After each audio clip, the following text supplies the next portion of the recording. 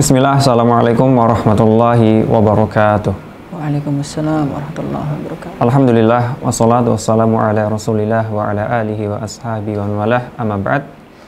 Pemirsa Al-Islam Channel sekalian dimanapun Anda berada, Alhamdulillah pada siang hari ini Allah Subhanahu wa Ta'ala sekali lagi masih memberikan kenikmatan kepada kita, waktu luang, kesempatan, dan Allah Subhanahu wa Ta'ala juga masih memberikan kepada kita keimanan, sehingga dengan keimanan itu kita akan menjadi hamba-hamba yang bertakwa kepada Allah Subhanahu wa Ta'ala. Seperti biasanya pada siang hari ini kita telah kedatangan Ustadz kita, Ustadz Muiz Abu Turab, yang akan menjelaskan beberapa hukum tentang fikih. Dan alhamdulillah pada siang hari ini kita telah sampai pada hukum seputar Idul Fitri. Membicarakan tentang Idul Fitri, Ustadz, sebenarnya masih jauh tentang Idul Fitrinya, Ustadz. Tapi dengan membicarakan Idul Fitri seolah-olah besok kok kayak udah Idul Fitri, Ustaz. Insyaallah. Tentang Idul Fitri, pengertian, Ustaz. Idul Fitri itu kan di masyarakat kita ada dua pendapat. Ada yang mengatakan kembali suci seperti bayi kembali suci. Ada yang juga mengatakan kembali makan. Ini yang benar yang mana, Ustaz? Kembali suci atau kembali makan? Baik, alhamdulillah wassalatu wassalamu ala rasulillah. Sebenarnya yang lebih tepat itu kembali makan. Kembali makan. Nah, jadi kalau kita itu orang Arab biasa mengatakan sarapan itu fatur, ya. Fitar. Ya, fitar. Fatur, ya. Iftar. Ya, kembali makan buka, ya. Iftar, kembali makan. Jadi ya Idul Fitri itu hari kembali makan. Di mana ya sebelumnya kita diharamkan makan. Ini diharuskan makan. Kok nggak makan dosa. Malah dosa. Kok nggak makan dosa loh. Itu hanya Islam tuh. Iya kan? Jadi kalau puasa pada Idul Fitri malah haram. Mau dapat dosa gitu. Jadi di sini seolah-olah Islam itu memberikan gambaran kepada kita bahwa setelah selesainya kamu melaksanakan ibadah dengan sempurna, kamu wajib berbahagia. Coba. Jadi bahagia dalam Islam itu wajib. Iya. Dan nggak boleh sedih, nggak boleh apa. Jadi Idul Fitri itu ya harus senang, ya, harus bahagia gitu. Tapi sepertinya Idul Fitri ini bakal sedih, Ustaz. Kenapa? Nggak boleh pulang kampung, Ustaz. Ya itu nasib kita tahun ini. Nasib kita tahun ini kayak gitu. Kalau saya masih bisa ke mertua. Barakallah. Tapi kalau kita maknai dengan kembali suci, sebenarnya mereka yang memaknai kembali suci pun ada dalilnya, Ustaz. Dan banyak, misalnya as-salatul khamsu wal jum'atu ilal jum'ah wa ramadhanu ila ramadhan mukaffiratun lima bainahunna ini ijtuniba kaba'ir. Salat 5 waktu dari satu Jumat ke Jumat yang lain, dari satu Ramadan ke Ramadan yang lain, itu menjadi penghapus dosa-dosa jika dia meninggalkan atau menjauhi dosa-dosa besar. Artinya kembali suci.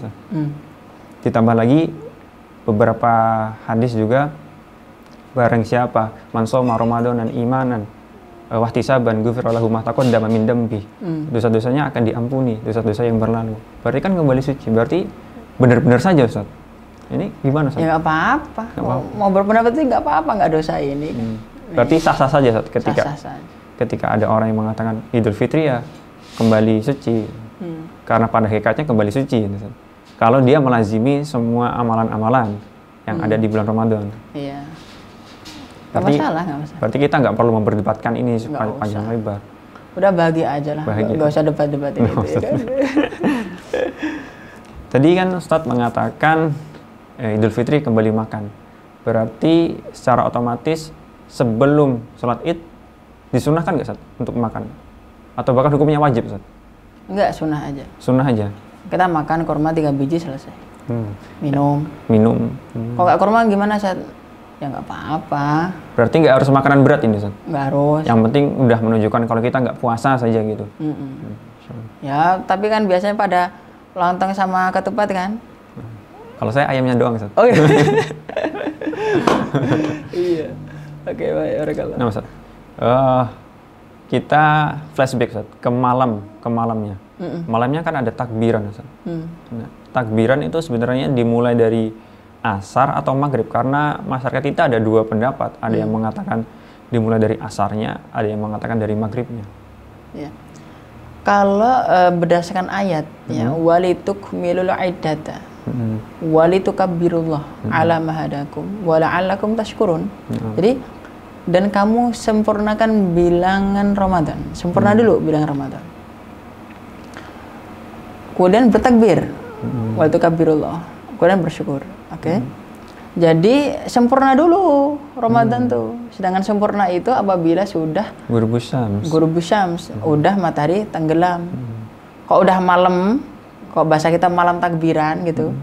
Udah jelas malam takbiran, udah takbiran tuh. Jadi jangan buru-buru lah asar. Jangan buru-buru. Jadi sempurnakan dulu bilangan Ramadannya 30 hari atau kok 29 hari ya udah sempurna dulu. Kemudian lafadznya, Ustaz. Ini kan juga masyarakat berbeda pendapat. Ada yang maroten, ada yang Allahu Akbar, la ilaha illallah, Allahu Akbar. Ada yang 3 kali, Allahu Akbar, Allahu Akbar, Allahu Akbar. Nah, ini yang benar yang mana, Ustaz? Apa dua-duanya boleh? Dua-duanya boleh. Dua-duanya boleh. Memang ada 2 riwayat gitu. Ya, madzhab ini nggak pakai ini, madzhab ini pakai. Udah nggak apa-apa, nggak masalah. Ya, tapi umumnya di kita kan di Indonesia ini kan biasanya 3 ya. Ya.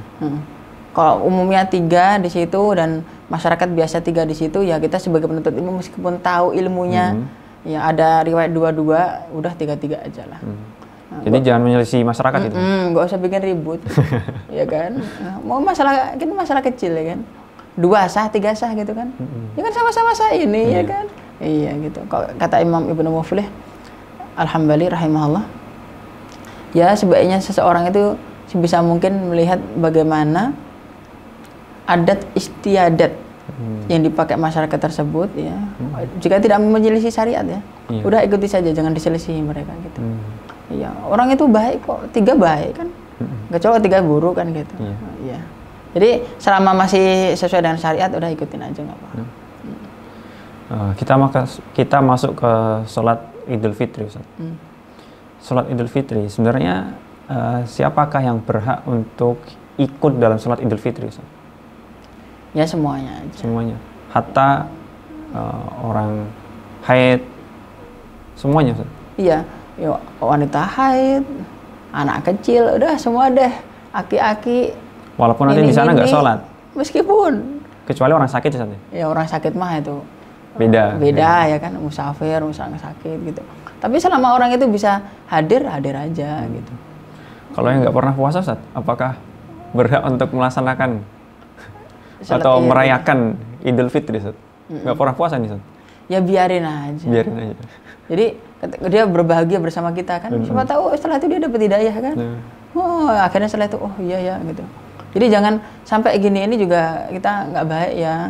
Sebagian orang itu ketika pas lihat temennya yang nggak pernah sholat, nggak pernah puasa, gitu tiba-tiba, ih, lu tobat lu, gitu. Nggak boleh itu nggak boleh, kata para ulama kan nggak boleh ya. Ya seharusnya kita motivasi dia untuk selalu berbuat baik kan gitu kan. Nah, jadi udah sekarang udah jadi orang soleh nih Pak Haji, gitu. Jangan kan seperti itu, nggak baik gitu ya. Jadi biasakan diri kita ini selalu mengucapkan yang positif, memberikan motivasi bagi teman-teman kita untuk selalu istiqomah, untuk selalu menjalankan yang baik-baik gitu. Jangan malah dihalang-halangi lah gitu. Jadi seolah-olah itu memberikan gambaran, memberikan gambaran kamu itu jelek gitu. Kamu pantasnya jadi orang jelek aja, nggak pantas berbuat soleh, berbuat amal soleh kan, gitu nggak baik ya kan. Udah nggak sholat pun biarin aja datang kan gitu. Terus kemudian, Ustaz, yang menjadi kebiasaan masyarakat kita, Ustaz, kalau ke sholat, ke tempat sholat itu mereka berdandan sampai, kalau yang perempuan nih, Ustaz, berdandan sampai menor, pakai minyak wangi yang sampai kecium jarak 100 km, 100 meter kecium. Kemudian pakai kerudung itu sampai tawaf, Ustaz. Kerudungnya tawaf itu 7 kali, Ustaz. Muter-muter di sini, Ustaz. Kemudian padahal sebenarnya mereka sebenarnya inginnya tuh mengamalkan khudhu zinatakum inda kulli masjid. Tapi hal seperti ini tuh benar nggak, Ustaz? Atau ada dua bitnya nggak, Ustaz? Rambu-rambunya, Ustaz? Jadi begini ya, meskipun ya sholat Id itu hampir dipastikan ya, hampir dipastikan adanya campur baur antara laki-laki perempuan itu hampir dipastikan. Tapi meskipun demikian, memang harus perempuan itu menjaga diri lah. Jangan pakai minyak wangi yang sampai tercium laki-laki gitu ya. Ya, jadi ayu mamra'atin masat fakhuran summa marat birijal fayazaniyah zaniyah zaniyah gitu ya. Ini perempuan manapun yang dia itu pakai minyak wangi kemudian lewat ke laki-laki, maka dia seperti pezina kan gitu ya. Hadisnya kan seperti itu. Maka kalau bisa ini dihindarilah gitu. Ya mungkin pakai pakaian yang bagus, pakai pakaian yang bagus ya, tapi tetap syar'i lah gitu. Tetap syar'i. Ya kerudungnya ya kerudung yang menutupi dada gitu ya. Nah, apalagi sekarang pakai masker kan, udah pakai masker aja gitu kan. Kalau cantik ya nggak kelihatan laki-laki non mahram kan gitu ya. Gitu. Karena kita kan nggak tahu ya, namanya mata laki-laki itu kan pengennya lihatnya yang cantik-cantik kan. Iya. Gitu. Makanya kalau jomblo kalau ditanya pengen cantik atau nggak cantik, pasti cantik kan gitu. Barakallahu fikum. Jadi jangan tanya jomblo, yang sudah menikah pun kalau ditanya pengen cantik apa nggak cantik. Ya sama ya. Saya tuh ada anak muda cerita sama saya begini, Ustadz, saya itu ya kalau Idul Fitri, wah udah saat dulu kan sebelum hijrah, cari kesempatan Ustadz. Jadi udah tuh saya udah standby tuh, iya. Ya, di tempat sholat itu standby itu, yang biasa dilewatin orang-orang semua. Udah saya lihat, yang cantik-cantik Ustadz katanya. Wah, pada keluar semua yang cantik-cantik katanya. Subhanallah bihamdiyah. Seperti ini ya para perempuan sebaiknya ya tetap menjaga diri ya, sebisa mungkin menjaga diri. Kalau memang dia mau cantik begitu kan, ngelewat laki-laki ya sebisa mungkin nunduk pandangan kan gitu ya. Jadi seperti itulah. Harus tetap ini ya, harus tetap jagalah gitu. Walibasut taqwa dzalika khair itu satu. Berarti tetap harus yang diutamakan adalah ketakwaan. Betul. Kemudian banyak juga yang dipertanyakan tentang jalan, Ustaz. Apakah jalannya harus memang berbeda antara berangkat dengan pulang, Ustaz? Ya itu sunnah aja. Itu sunnah. Sunnah aja. Ya supaya menjadi saksi. Jalan ini, jalan itu. Supaya banyak pahalanya gitu, Ustaz. Ya. Masya. Apakah juga disunahkan cari masjid atau musola yang paling jauh, Ustaz? Enggak. Udah yang terdekat aja. Bahagia dengan orang-orang sekitar. Jangan cari yang jauh-jauh gitu. Udah bahagia dengan yang sekitar aja. Iya. Jadi jangan sampai sama orang yang jauh bahagia, yang dekat nggak bahagia. Janganlah. Udah yang deket-deket aja. Kalau hukumnya itu sebenarnya hukum sholat id itu apa, Ustaz? Wajibkah, sunnah? Ada khilaf di antara ulama. Ada yang mengatakan fardu ain, ya. Ada yang mengatakan fardu kifayah, ada yang mengatakan sunnah muakkadah gitu. Tapi wallahu a'lam bishawab, yang rajih menurut Hanabilah itu fardu kifayah gitu. Karena ini kan syiar ya. Ya, namanya syiar gitu. Misalkan adzan nih, adzan kan syiar. Harus ada yang adzan. Kok nggak ada yang adzan, syiarnya nggak dapet dong. Gitu. Kalau sedesa nggak ada yang adzan sama sekali, waduh dosa semua tuh. Iya kan? Ya. Ini juga gitu syiar. Jadi untuk sholat idnya ya, itu fardu kifayah. Jadi harus ada lah yang melakukan itu, harus ada. Dari sedesa itu harus ada yang sholat id itu harus ada gitu. Nah, tapi biasanya kalau orang Indonesia nih ya kan, iya sholat apa namanya nggak disuruh sholat itu pun sholat id ya kan. Iya. Kebahagiaan tersendiri, Ustaz. Iya. Kalau hukum khutbahnya, Ustaz? Nah kalau khutbahnya itu sepakat 4 madzhab itu hanya dianjurkan saja. Hanya dianjurkan, hanya mustahab berarti. Hanya mustahab. Berarti kan ini, Ustaz. Mungkin Ustaz bisa ngasih motivasi lah. Karena ada beberapa teman-teman kita itu datang hanya untuk sholat id. Setelah sholat pulang. Oh sunnah ini ya kan gitu. Ya nggak baik lah seperti itu ya kan. Sebisa mungkin didengerin ya. Karena memang orang itu sealim apapun, seberilmu apapun, tetap dia butuh nasihat. Iya. Bisa jadi nasihat-nasihatnya itu membuka hatinya. Begitu ya. Jangan sampai kita ini mengajari orang lain seolah-olah orang yang berbicara itu tidak pantas didengerin atau tidak layak didengerin atau memberikan penilaian-penilaian yang lain. Begitu. Udah nggak seolah-olah itu kalau kita keluar, itu nggak usah didengerin gitu. Nah itu ngajari masyarakat nggak baik. Begitu ya. Udah dengerin gitu ya. Ya andai kata kamu ngantuk ya mungkin diampunilah gitu kan. Iya. Tapi jangan langsung pergi gitu. Janganlah, itu nggak baik. Itu Itu kalau khutbahnya apakah sama seperti khutbah Jumat atau ada perbedaan, Ustaz? Iya. Jadi menurut jumhur itu seperti khutbah Jumat. Dua itu. Dua khutbah. Tapi di Indonesia ini sering satu ya. Nah, tapi ya sunnah ini ya kan, sunnah ini tetap meskipun satu ya sah lah. Gitu. Sah. Tapi kalau menurut jumhur ulama itu memang dua. Dikiaskan dengan sholat Jumat. Karena umumnya khutbahnya Rasulullah Shallallahu Alaihi Wasallam itu memang dua.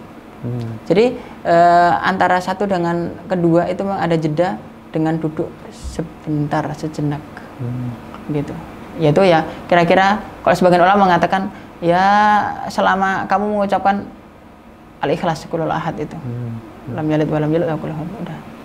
Kemudian waktu yang masruk untuk melaksanakan sholat Id itu waktu duha atau waktu syuruk atau kapan, Ustaz?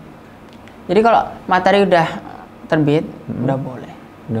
Nah, jadi kalau sholat Id sama sholat Idul Fitri ya, Idul Fitri sama Idul Adha memang agak beda ya. Ya kalau Idul Adha itu syuruk langsung aja gitu kalau bisa, ya kan. Kalau syuruk itu kan sekarang itu kan jam 6 kurang 10 ya, yang sekarang ini kan. Katakan jam 6 kurang 10, udah 10 menit berikutnya langsung gitu ya. Jadi nggak usah lah sampai jam 7 kan. Nah tapi kalau sholat Idul Fitri itu udah jam 7 nggak apa-apa gitu. Nah, supaya apa? Supaya ya khawatir kok yang belum membayar bayar fidyah. Bayar fidyah. Bayar zakat fitrah. Ya. Yang apa namanya belum sempat bayar zakat fitrah biar ada kesempatan gitu kan. Jadi jangan juga 6:30 gitu kan. Kalau biasanya sih rata-rata kok masyarakat jam 7 sih ya. Jam 7 udah jam 7 pas lah insyaallah. Jangan terlalu pagi gitu. Ada kata udah 7:30 sekalian boleh nggak boleh sah. Gitu. Tapi kayaknya kalau di Indonesia kayaknya nggak. Tapi kalau diakhirkan sekali boleh nggak? Misalkan ya jam 10 misalnya. Waduh. Kepanasan kasihan jamaah ya kan gitu. Itu gara-gara hujan, Ustaz. Gara-gara hujan ya? Nah. Barakallahu fikum. Wallahu a'lam bishawab. Saya belum tahu. Nah, kita masuk ke tata caranya, Ustaz. Ini kan sholat Id itu kan disunahkan di masjid atau di musola, Ustaz? Jadi di musola ya, itu maksud dari musola di sini. Jelaskan musola dulu. Kalau musola di sini kan memang ya sholatnya di musola. Tapi musola di sini bukan musola menurut orang Indonesia kan. Musola di sini ada tempat sholat, yaitu tempat lapang, gitu. Jadi ya lapangan gitu ya, daerah apa ya tanah kosong yang luas lah gitu ya, lapangan pokoknya, halaman yang luas begitu. Nah itu sunahnya di situ. Ya. Tapi ada kata seseorang mengerjakan di masjid ya sah-sah saja. Tapi sebaiknya memang itu di tanah lapang supaya kaum muslimin itu melihat ya bagaimana kaum muslimin itu digdaya lah gitu. Kaum muslim itu banyak loh gitu.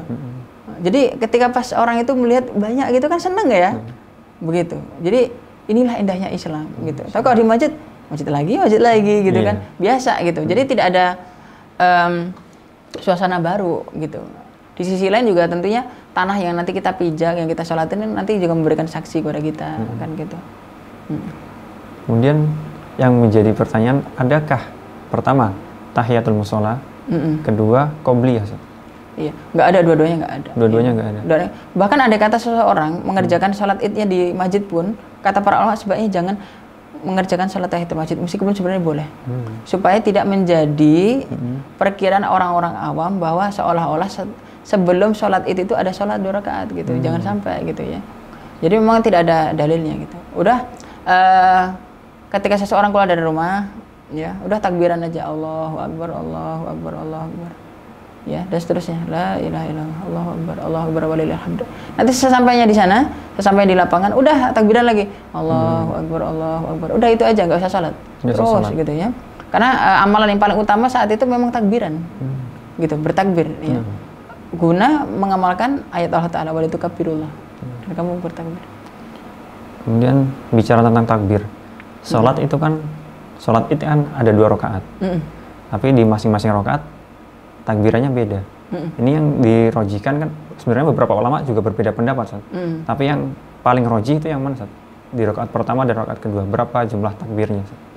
Jadi kalau kalau yang rakaat pertama itu pertama takbiratul ihram dulu. Nah, takbiratul ihram. Habis itu 7. Berarti total 8. Total 8. Nah, kemudian kalau yang rakaat kedua itu Allahu Akbar naik itu kan. Takbir intikal. Takbir intikal, habis itu kan Allahu Akbar sampai 5 kali. Sampai 5 kali. Berarti total 6 dengan takbir intikal. Takbir intikalnya dari yang sujud dari tadi. Sujud. Nah, tapi jangan kita seolah wajibkan gitu, karena itu takbirat az-zaidah itu. Itu hukumnya sunnah. Andai kata seseorang itu cuman takbir sekali aja gitu kan, itu nggak apa-apa, nggak masalah. 2 kali gitu, 3 kali gitu kan.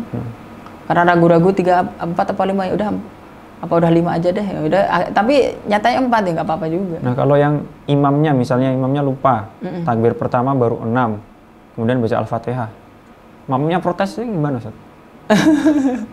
Sebenarnya nggak usah ya. Tapi mungkin sebagian makmum mungkin nggak ngerti kan, ya, sunnah kan gitu. Misalkan di Subhanallah gitu. Ya udah tambahin aja nggak apa-apa. Walaupun sudah Alhamdulillah, kemudian Subhanallah tambahin. Tapi nanti dia nggak tahu saat udah tambah berapa, harus tambah berapa itu. Jadi mungkin lebih baik teruskan aja saat kalau teruskan, iya. Soalnya imamnya sudah lupa. Jadi bagi makmumnya yang harus memaklumi bahwa hukumnya sunnah. Kalau belum baca Al-Fatihah ya takbir, kalau udah baca Al-Fatihah udah lanjutin aja. Masa Alhamdulillahil alamin, masa Allah berlagi kan gitu. Kemudian haruskah angkat tangan, Ustaz? Selain takbiratul ihram, Ustaz? Iya, angkat tangan. Itu menurut jumhur. Syafi'iyah, Hanafiyah, Hanabilah. Jumhur mengatakan angkat tangan. Tapi kalau nggak angkat tangan, boleh-boleh saja. Cuma lebih disunahkan angkat tangan. Jadi ada kata nggak angkat tangan sama sekali nih gitu. Mengikuti madzhab Maliki ya nggak apa-apa juga, sah-sah saja gitu. Tapi udah kita ikuti itulah jumhur. Yang menjadi pertanyaan, Ustaz, masbuk. Masbuk ini nanti banyak tafsirnya, Ustaz. Yang pertama, hitungan masbuk itu bukan masbuk dalam sholat, tapi dia datang ke masjid ketika imam itu sudah selesai membaca Al-Fatihah. Apakah dia ketika harus memulai takbir 8 kali tadi atau cukup 1 kali? Jadi hadisnya fama adraktum fasallu. Yang kamu dapati sholat sebagaimana imam, selesai. Berarti 1 kali langsung ikut imam. Langsung ikut imam aja. Jadi dalam setiap sholat. Jadi fama adraktum fasallu itu dalam setiap sholat. Masbuk yang kedua, Ustaz. Ini masbuk dalam istilahi. Artinya dia benar-benar kehilangan 1 rakaat.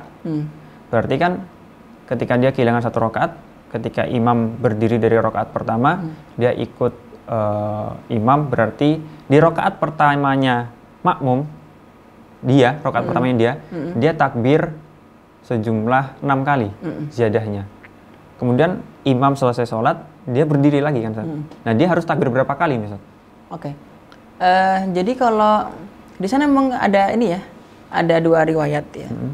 Fama adraktum fasallu wa ma fatakum fa'atimmu. Sama ada wa ma fatakum faqad. Jadi apa yang terlewatkan sempurnakan. Riwayat yang pertama, yang kedua maka qada lah. Gitu. Nah, Hanabilah itu mengatakan bahwa faqdu. Jadi mengqada. Jadi takbirnya berapa? 7. Tapi kalau Syafi'iyah itu fa'atimu. Berarti iya, jadi cukup 5 saja. Karena rakaat kedua imam bagi dia rakaat pertama juga. Yang berikutnya udah tinggal rakaat kedua aja. Begitu. Tapi ada riwayat juga dari Imam Ahmad bin Hanbal udah sesuai seperti madzhab Syafi'i tadi. Jadi dalam hal ini menurut jumhur memang udah lakukan saja sebagaimana orang itu menyempurnakan sholat. Jadi bukan mengqadha yang awal. Jumhur. Dan ini yang rajih. Nah, jadi cukup 5 kali takbir aja. Berarti yang rakaat pertama 6 kali takbiratul ihram plus 5 ziyadah. Rakaat kedua takbir intikal 1 kali plus 5 takbir ziyadah. Sama. Nah, ini masbuk yang ketiga, Ustaz. Masbuk yang ketiga. Masbuk tam, Ustaz. Jadi dia datang ketika imam sudah selesai sholat, khotib udah mulai berbicara. Apakah dia harus sholat atau dia langsung duduk dengerin khotib, Ustaz? wa yusalli ala sifatihil kamilah. Ala sifatihil kamilah. Ya, salat ya sesuai dengan tata caranya sempurna. Habis itu segera dengerin. Berarti bacanya yang pendek-pendek aja Ustaz. Pendek-pendek aja. Tapi tetap ya kalau dalam hadis Muslim itu kok yang disunahkan itu pada dasarnya yang disunahkan adalah surat Sabbihisma sama Al-Ataka hadis ya. Nah, sama seperti sholat Jumat. Karena memang hadisnya itu ini ya. Jadi dulu Nabi Shallallahu Alaihi Wasallam ya, membaca saat sholat Id dan saat Jumat itu memang itu dua itu. Sabbihisma sama Al-Ataka hadis Al-A'la ya, Al-A'la dan Al-Ghasyiyah. Adanya adat Muslim. Adat juga nih, Ustaz. Pertanyaan tentang adat juga. Beberapa dari kita itu, Ustaz, kalau setelah selesai sholat Id, itu mereka membuat baris, Ustaz. Berdiri, baris, kemudian ganti, Ustaz, dari ujung ke ujung salaman, muter. Apakah ini masyru' atau sekedar boleh gitu, Ustaz? Boleh, bagus malah. Bagus malah. Bagus malah. Jadi di sini kan saling memaafkan ya. Jadi ketika pas ya insya Allah lah dosa-dosa diampuni ya kan. Ya, tapi dosa manusia ya kan saling memaafkan di situ bagus sekali. Gitu. Jadi saling berkunjung antara tetangga gitu ya. Habis itu udah salam-salaman gitu. Dan di situ biasa sering kali nangis tuh ya. Masya Allah sama tetangga ya kan gitu ya. Ya tapi nangis gitu. Jadi ketika pas muter tuh subhanallah. Kalau apa nih ini ya saya tuh sejak tahun 2000 berapa berarti 2017 ya kayaknya atau 2016 itu selalu di Jonggol itu sholat Idnya itu ya begitu Masya Allah jadi muter gitu ya nanti nangis wah Masya Allah lah pelukan gitu. Saya kira ini wah, ada ruh tersendiri ya. Menurut saya ada ruh tersendiri Masya Allah bagus ya. Tapi sayangnya tahun ini agak susah untuk melaksanakan seperti itu. Oh gitu. Yaudah antum datang ke tempat saya. Ada prokes, ada protokol kesehatan. Enggak di tempat saya enggak. Apa namanya zona hijau. Zona hijau. Zona hijau. Katanya sih daerah yang satu-satunya di Bogor yang zona hijau tempat saya. Masya Allah. Alhamdulillah. Kemudian Ustaz, ketika sholat Id ini bertepatan dengan bertepatan dengan hari Jumat. Apakah harus melaksanakan sholat Jumat lagi, Ustaz? Baik, barakallahu fikum. Jadi di sini para ulama yang membolehkan gitu untuk tidak sholat Jumat saja itu tetap mengatakan sholat Jumat harus didirikan. Tapi bagi tadi yang sudah sholat Id boleh nggak ikut, gitu, boleh nggak ikut. Tapi imam pengurus masjid harus tetap melaksanakan adanya sholat Jumat itu. Ya, untuk siapa? Untuk mereka yang belum, misalkan ada yang tidak mengerjakan sholat Id, gitu. Tapi kemudian, tapi menurut saya wallahu alam bisawab, ya meskipun ini mungkin madzhab Maliki kali ya, Syekh Muhammad Hasan Ad-Dedu memberikan jawaban yang saya kira bagus sekali. Iya, saya kira bagus sekali, cocok lah. Beliau menjawab begini. Tetap diadakan sholat Jumat. Tetap diadakan sholat Jumat. Kecuali ya, bagi mereka yang jauh dari masjid, sehingga untuk masjid lagi itu berat, ya, maka tidak usah. Tapi yang dekat-dekat masjid tetap lakukan. Jadi ini saya kira itu. Karena memang banyak juga ya para sahabat pada zaman sahabat itu ketika pas pernah terjadi, memang tidak terjadi pada zaman Rasulullah. Pada zaman Rasulullah tidak terjadi, tapi terjadi pada zaman para sahabat. Begitu. Terjadi pada zaman sahabat, walau alam entah zaman Abu Bakar atau Umar atau Utsman ya, atau Utsman. Nah, pada zamannya Utsman. Itu banyak sahabat yang ketika pas sholat Jumat nggak pada hadir. Tapi nggak disalahin. Sama Utsman bin Affan nggak disalahin. Begitu. Artinya yang jauh dari masjid tadi sholat Id silakan sholat duhur saja. Silakan sholat duhur saja, boleh. Tapi yang dekat dengan masjid tetap. Dan saya melihat di Indonesia ini, ya, rata-rata memang sholat Jumat tetap berdiri, tetap didirikan. Kok di Indonesia ini biasanya, ya itu lebih selamat lah. Baik, kita masuk ke serba-serbi. Serba-serbi Idul Fitri. Idul Fitri itu khas dengan kalimat minal a'idin wal faizin. Selamat, mohon maaf lahir dan batin. Sebenarnya hukum ucapan selamat hari raya itu yang adakah yang masyru', yang benar-benar disyariatkan, atau semuanya sebatas ijtihad para ulama? Jadi ucapan taqabbalallahu minna wa minkum itu bukan dari Rasulullah ya, sallallahu alaihi wasallam. Itu para salaf aja terbiasa seperti itu, saling mendoakan. Maka dalam mazhab Ahmad dianjurkan itu untuk mengucapkan taqabbalallahu minna wa minkum, itu dianjurkan. Begitu ya. Tidak kita katakan sunnah, tapi kita katakan dianjurkan. Itu kan bagus ya, saling mendoakan kan gitu. Udah selesai ibadah selama 30 hari, masa kita tidak saling mendoakan sih gitu. Nah, kemudian ada minal a'idin wal faizin ya. Semoga kita termasuk orang yang kembali suci kan gitu. Wal faizin, dan orang yang beruntung ya, menang. Orang yang menang. Gitu, menang. Ketika sebagian orang mengartikan mohon maaf lahir batin. Minal a'idin wal faizin artinya apa? Mohon maaf lahir batin. Itu sebenarnya terjemahan yang kurang tepat ya. Bukan kurang tepat lagi, nggak tepat mungkin. Nggak tepat ya. Jadi maksudnya di situ ja'alani Allah wa iyyakum minal a'idin wal faizin gitu. Ja'alani Allah wa iyyakum, di situ ada muta'alliq mahdhuf. Jadi seperti itu. Tapi ya nggak apa-apa, barakallahu fikum. Yang penting udah orang taunya itu baik gitu. Nggak apa-apa, nggak masalah. Kemudian Ustaz, yang menjadi permasalahan atau polemik juga di masyarakat kita itu sebenarnya hukum sungkem kepada kedua orang tua itu bagaimana? Sungkem itu saat minta maaf, tapi posisi orang tua duduk, anaknya ada di bawah, kemudian minta maaf. Itu adat yang baik. Adat yang baik. Itu adat yang baik. Iya. Jadi andai kata mau cium kaki pun nggak apa-apa. Gitu. Nanti di Riyadhus Shalihin ada hadis, ya, bahwasanya Rasulullah itu dicium tangannya dan dicium kakinya gitu.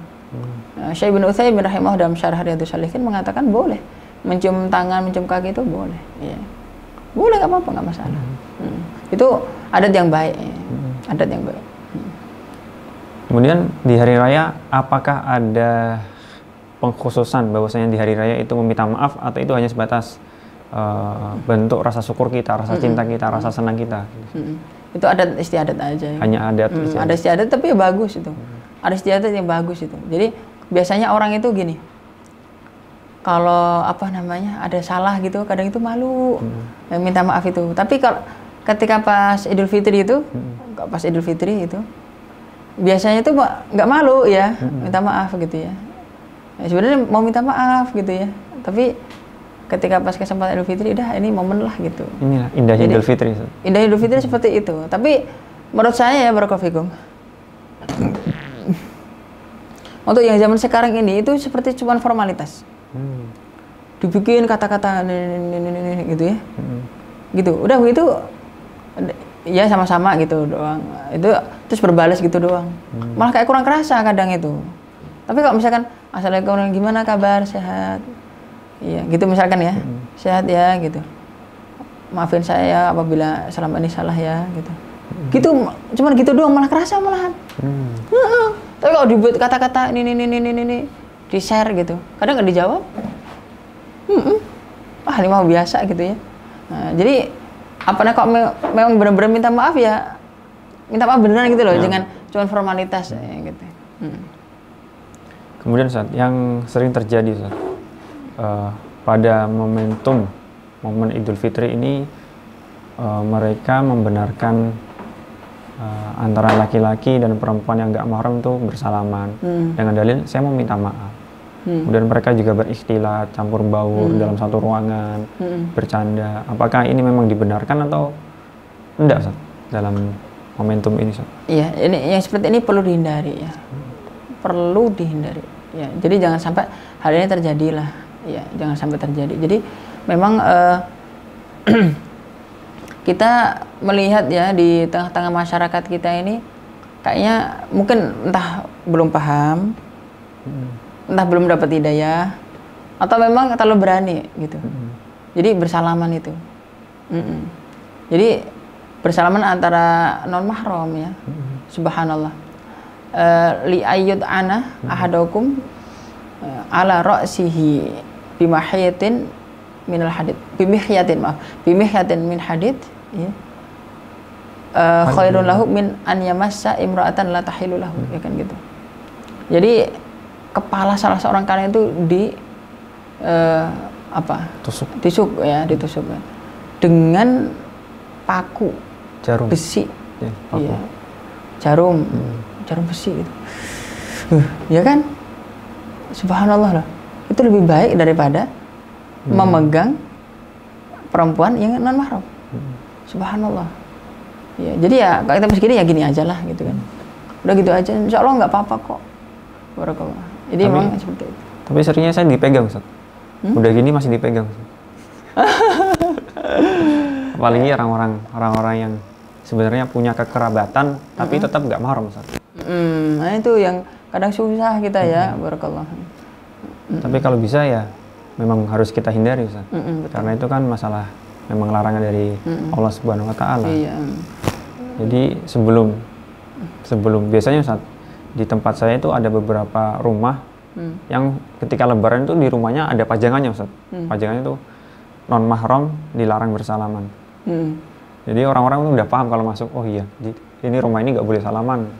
Itu bagus, Ustaz. Bagus untuk dicontoh. Masya Allah, bagus itu. Iya. Ya, kayak gitu mungkin ya para pemirsa mungkin bisa ngikutin juga ya kan. Pertanyaan terakhir, Ustaz. Sebenarnya bukan pertanyaan juga, tapi ya sama seperti kemarin, motivasi kepada kita tentang Idul Fitri. Baik, barakallahu fikum. Jadi seseorang jika sudah selesai Ramadan, alhamdulillah bersyukur ya kepada Allah Subhanahu wa taala. Allah berikan kekuatan. Allah berikan kemudahan untuk bisa siam dan qiyam ya, menjalankan ibadah. Setelah Allah mudahkan itu kita bersyukur kepada Allah ya, dan diantaranya dengan berbahagia. Jadi sebenarnya bahagia itu tidak harus pakai baju baru, tapi menjadi diri yang baru. Jadi menjadi pribadi yang baru lah, tidak seperti yang sebelum-sebelumnya. Ya. Bukan aku yang dulu. Jadi menjadi yang lebih baik, gitu, menjadi hamba yang lebih baik setelah digodok selama sebulan, gitu ya. Jadi harus ada hasilnya lah. Masa nggak ada hasilnya sih? Orang dididik kok nggak ada hasilnya, itu berarti yang salah yang dididik atau yang mendidik? Yang dididik.